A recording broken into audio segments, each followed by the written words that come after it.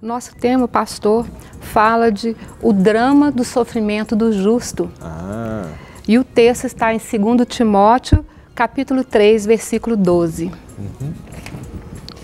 Ora, todos quantos querem viver piedosamente em Cristo Jesus serão perseguidos. Muito sério, né? Esse é um desafio, né? Nós temos que realmente confiar no amor, no poder, na justiça do Senhor e crer verdadeiramente que o Senhor está nos guardando, porque a palavra dele se cumpre e é que diz, o justo será perseguido. O que fala aí na nossa introdução hoje do nosso tema, pastor? Por que o justo sofre? Por que o justo precisa cruzar desertos escaldantes? Atravessar vales escuros, pisar em caminhos de espinhos? Porque o justo enfrenta pobreza, enfermidade, privações, enquanto muitos blasfemam do nome de Deus, parecem viver uma vida folgada, cercado de riquezas e glórias humanas? Esse não é um problema simples e nem fácil de responder. Como que fica essa questão do justo, que é a pergunta que muitos fazem, né? É verdade. Esse tem sido um dos grandes desafios, né, para todos nós. Muitas vezes, quando nós estamos vivendo naqueles momentos assim dos ventos fortes, né, as tempestades que vêm sobre as nossas vidas, e quando vem, parece que vem tudo ao mesmo tempo, né? E vem assim, e aí a gente se questiona, né? A gente pergunta, poxa Deus, onde é que eu estou errando? Né? Algumas vezes a gente até já comentou isso, entre alguns pastores, eu, Guerra e outros, né? Diz assim, puxa vida, Deus está fazendo uma obra maravilhosa na vida do irmão, chegou todo torto, todo desengonçado espiritualmente, né? E aí assim, rompeu na vida da pessoa, e aí está assim, subindo, voando alto, e aí assim, poxa Deus, e nós, né? E às vezes vem esse questionamento, nós que ficamos ministrando na vida das pessoas, quando chegar, vai chegar a nossa vez, né? Será que conosco tem que ser tão suado, mas tão... Parece que está agarrado, não parece? Parece que o negócio está agarrado, às vezes não rompe, não é? Talvez você esteja se questionando a respeito disso, né? Talvez você esteja vendo aí, quem sabe, seu vizinho, seu colega, seu conhecido, né? E talvez ele até nem conheça o Senhor, e está vivendo uma vida tão tortuosa, né? Mas você vê a pessoa prosperando, mas prosperando muitas vezes em cima do pecado, do engano, né? Da cobiça, da vaidade. Não é? E aí você olha para a sua vida, pô, eu faço tudo certinho, sou dizimista, eu sou ofertante, eu dou das minhas primícias, e por que comigo é tão difícil e é tão complicado, não é? Essa questão. Então esse é um tema assim, que a gente sabe que ele é um tema que a gente precisaria ser um bom tempo para a gente conversar, tem posicionamentos teológicos, mas o propósito não é esse. Na realidade, o que a gente quer aqui, sabe, trazer à tona é a fidelidade do Senhor e a gente entender que, independente do que aconteça conosco aqui, né, importa sermos fiéis, entendendo, sabe, que nós precisamos trazer à nossa memória aquilo que nos dá esperança. E nós temos tantos textos, né, que trazem essa perspectiva, né, dessa esperança em Cristo, que nós jamais nos frustraremos, que nós jamais nos decepcionaremos com Ele, e Ele tem algo tão especial que a Bíblia diz que nem olhos viram, nem ouvidos ouviram, e nem jamais penetrou em coração humano o que Deus tem preparado para aqueles que o amam. Né? Ok? Nós já temos aqui algumas participações já entrando, e a gente já quer citar aqui. Ok. Já começamos aqui com o DDD 67, o nosso querido irmão Magno, que está sempre participando, né, Magno? Paz do Senhor, pastores amados de Deus, o nosso também é o Magno da Academia lá de Corumbá, no Mato Grosso do Sul. Grande Magno. Que bênção. Manda um abraço aí para os irmãos Gilson e Lécio, que estão aqui assistindo o programa. Essa palavra abençoada que cura, liberta, transforma e o mais importante, leva para o céu. Amém. Ore por nós. Ô querido Gilson, Lécio, Deus abençoe vocês, viu? Obrigado aí por vocês estarem assistindo aí junto com esse amado irmão precioso, né? O homem bombadão aí da academia, né? Em nome de Jesus, que seja ricamente abençoados, viu, vocês. o Magno e toda a sua casa. Temos aqui um outro querido irmão que também sempre tem participado e não só isso, assistido os nossos programas, que é o nosso querido irmão o Jailton, né? Diz: a paz do Senhor, peço oração pela minha família, sou do Rio Grande do Norte, Porto do Mangue, né? Assisto sempre que possível, amém. Obrigado, Deus abençoe também a sua vida. Nós vamos orar assim, clamando e colocando a vida de cada um diante do Senhor, não é? Para que o Senhor seja exaltado, que o Senhor seja glorificado, né? No nome de Jesus, ok? E aí, pastor, o nosso primeiro ponto, qual que é?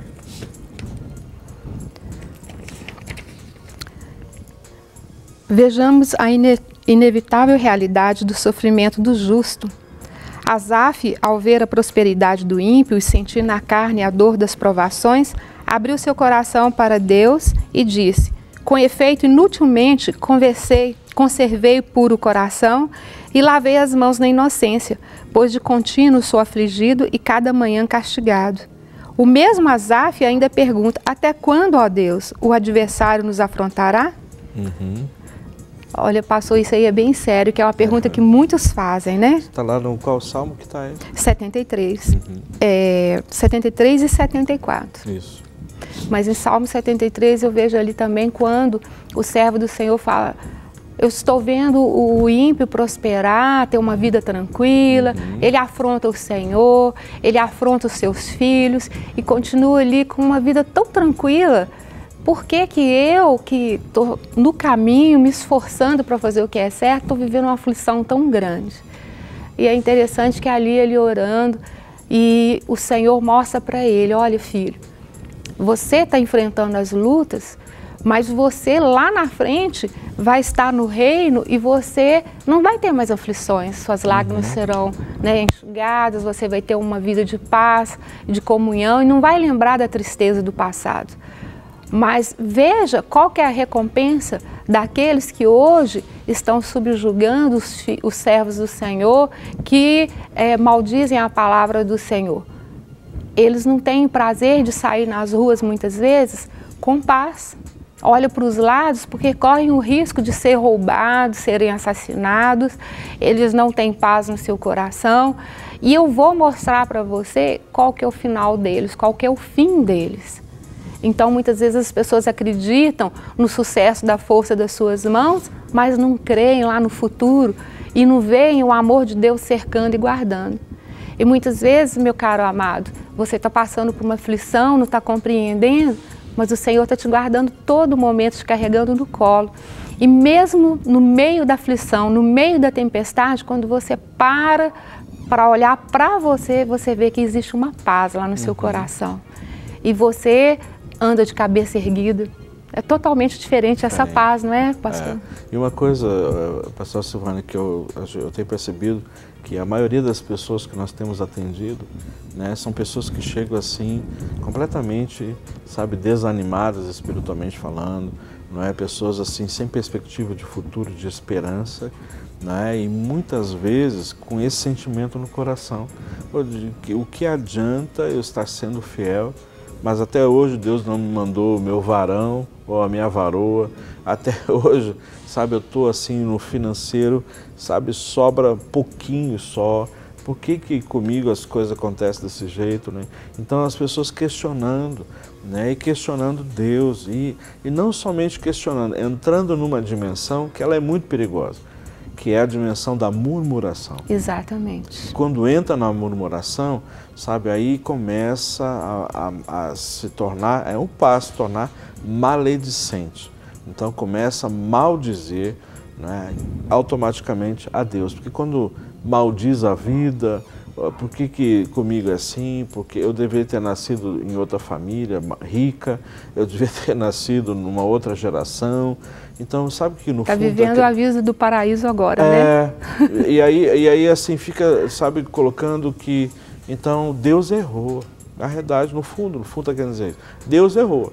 Deus deveria ter feito eu ter nascido numa outra família, numa outra época, numa outra condição, sabe? E comigo tudo é difícil, a minha família é assim, é uma porcaria, enfim.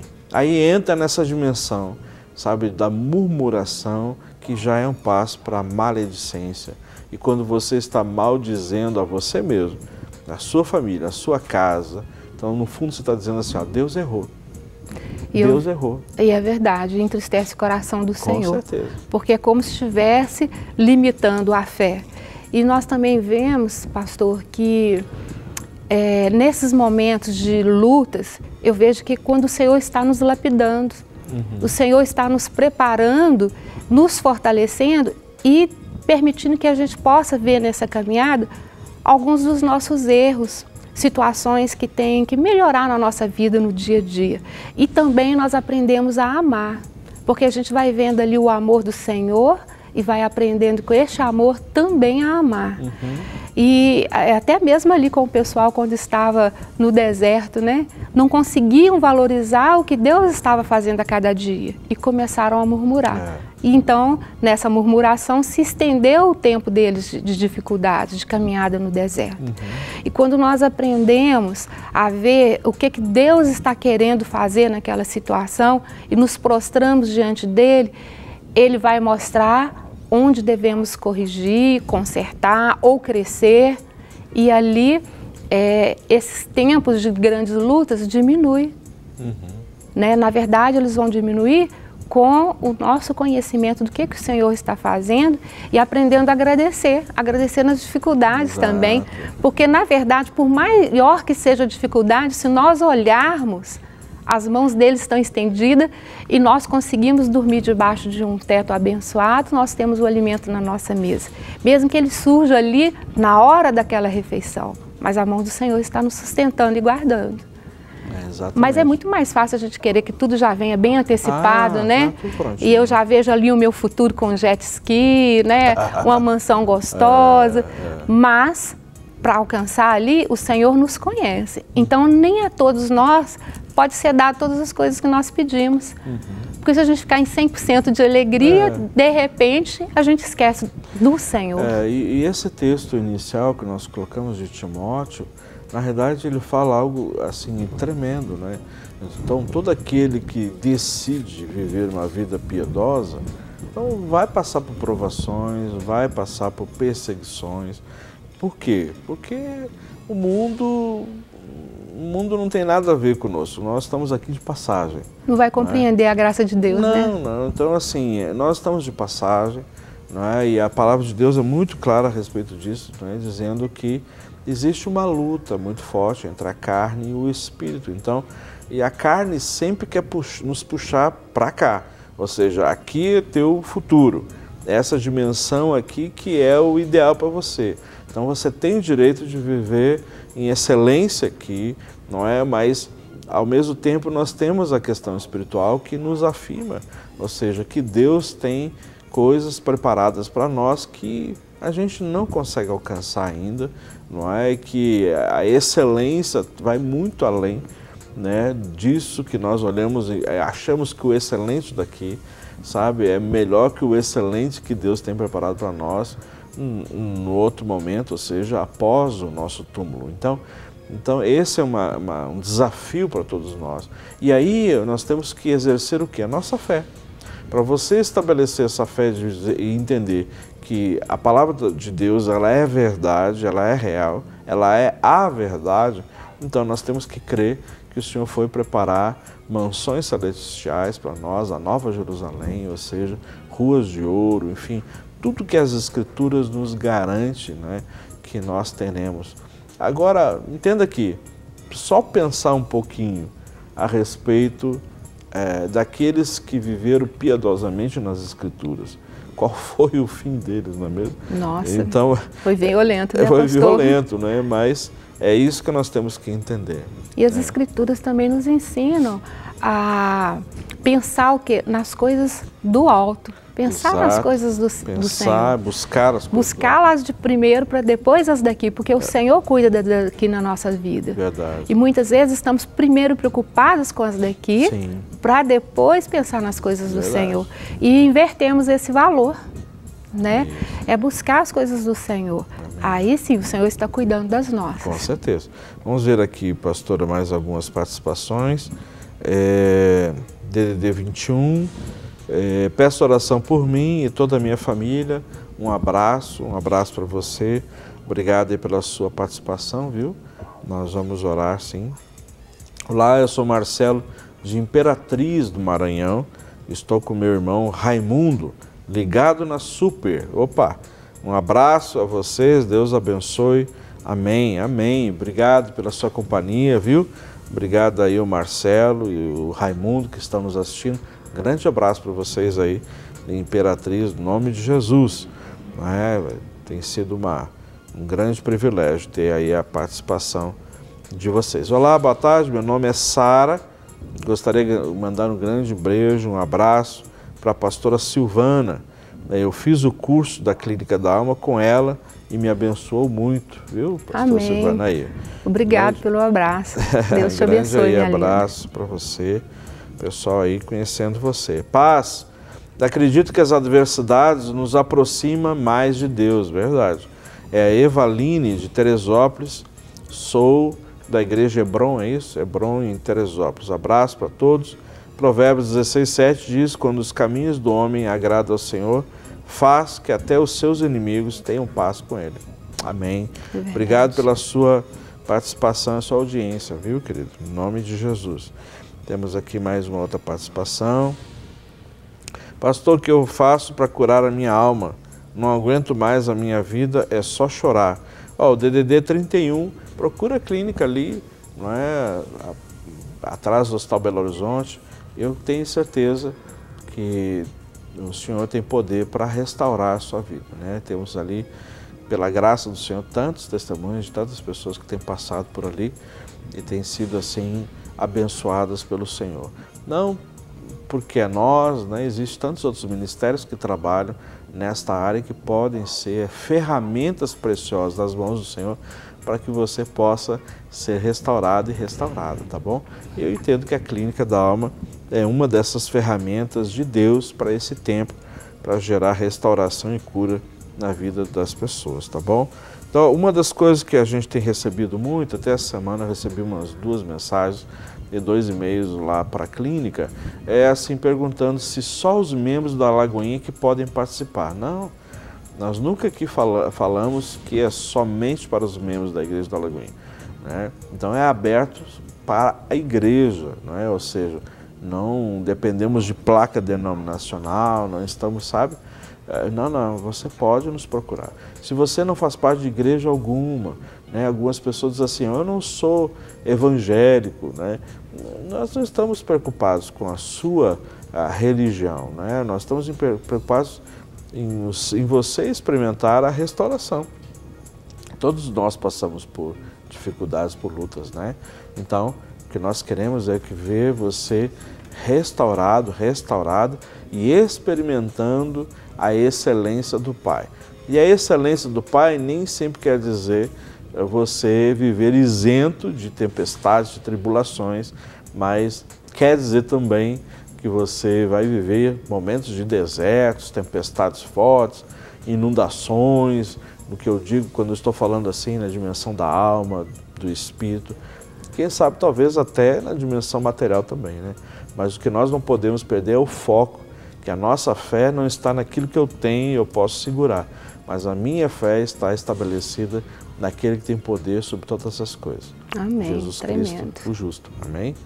É isso, pastor? Vamos lá no Claro, outro ponto? com certeza. Vamos. Poderíamos compreender facilmente a razão dos homens maus colherem os frutos de sua semeadura maldita. Mas como explicar o sofrimento daqueles que levam as mãos na inocência e vivem? Aqueles que lavam as mãos na inocência e vivem com integridade de coração.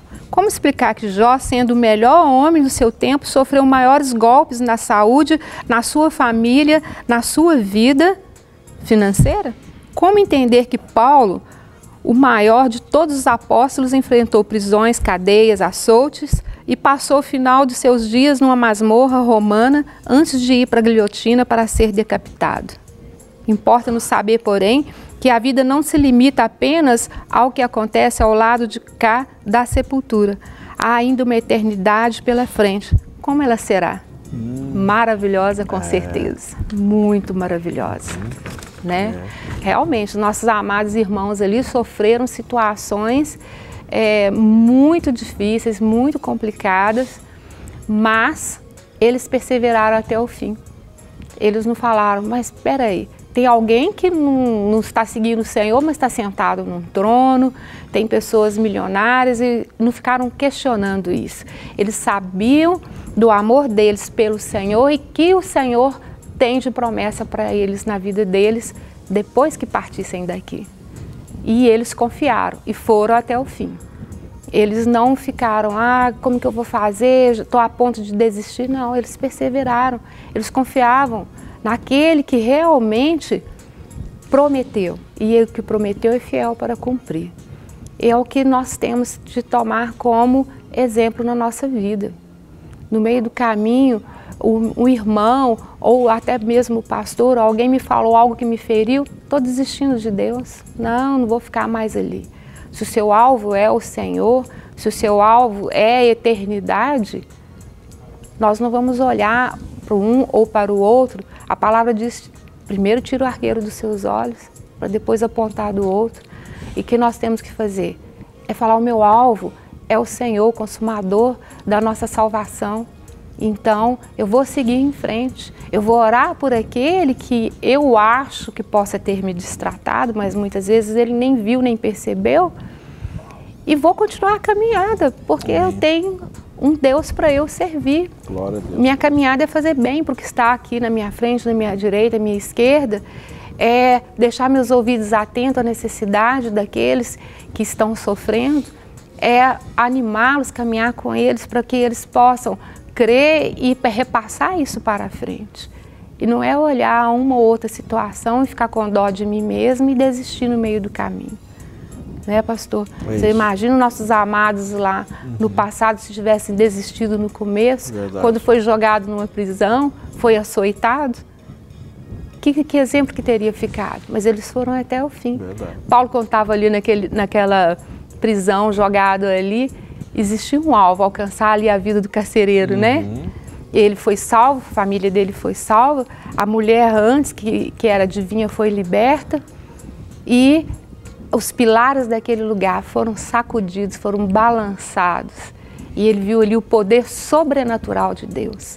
E quando nós prevalecemos nessa caminhada, Deus nos mostra coisas tão maravilhosas que ficamos mais apaixonados pelo Senhor e começamos a esquecer da luta. Esquecer daquele momento que está tentando nos torturar ou nos tirar daquele caminho. Aí nós vemos o amor verdadeiro do Senhor, o carinho, de detalhes. O nosso Deus, ele é detalhista. É detalhes de forma sutil que ele derrama ali o amor, a misericórdia, o carinho. Mas ele precisa de povo, de pessoas que realmente querem conhecer desse amor, viver esse sobrenatural.